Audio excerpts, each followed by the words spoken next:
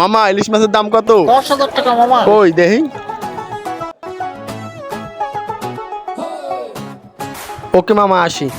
মাছ নিবেন না মামা? না মামা আমি তো শুধু সেলফি তোলার জন্য আসছি। কি আদরে পাবলিক মামা। ও ফেসবুকে পোস্টটা করে লই। এবার পয়লা বৈশাখে পুরো 10,000 টাকা দিয়ে একটি ইলিশ মাছ কিনলাম।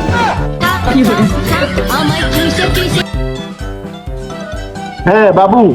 আল্লাহ বাবু তুমি ইলিশ মাছ কিনছো? বাবু তুমি দেখছো মাছটা কত কিউট, কত সুন্দর করে সেলফি উঠছে। আরে আর কই না, বাপে কইছে গেলে বাজারে সবচেয়ে বড় ইলিশ মাছটা কিনতে, বলবো না? আমরা তো বড় ঘরের লোকজন, আমরা তো বড় ইলিশ মাছ তারা খাই না, বলবো না?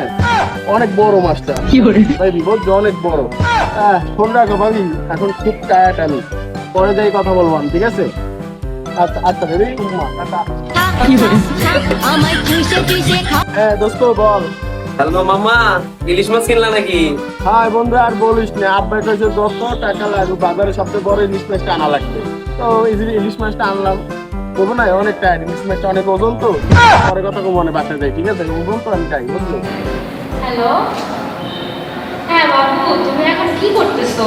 জান তোমাকে মিস করতে আছি খুব, জান। আচ্ছা বাবু তুমি এবার পয়লা বৈশাখে আমাকে কি গিফট করবা? কি চাও তুমি বলো? কাল যে ইলিশ মাছটা কিনলাম, মাছটা তো অনেক কিউট, আমি তো ওকে লাভ করে ফেলছি। তুমি কি মাছটা আমাকে গিফট করবা? জান এটা তো পসিবলই না জান, আব্বু জানলে আমার তো মারিয়ে ফেলাইবে জান। তুমি যেভাবে তোমার আব্বুর পকেট থেকে টাকা চুরি করো, সেভাবে মাছটা চুরি করে আমাকে গিফট করবা? বেবি এটা তো সম্ভবই না, মায় তো এটা ফ্রিজের মধ্যে পুরো তালা মারি ঠিক আছে বেবি, ওটা কেমনে আনবো বেবি? আগে যে বলতো আকাশের চা দিতে দিব, আর এখন সামান্য একটা মাছ গিফট করতে পারছো না? যাও ব্রেকআপ। হ্যালো হ্যালো হ্যালো, জান জান প্লিজ প্লিজ প্লিজ, মাই ফ্রিজে রাখিস জান। Hello hello hello.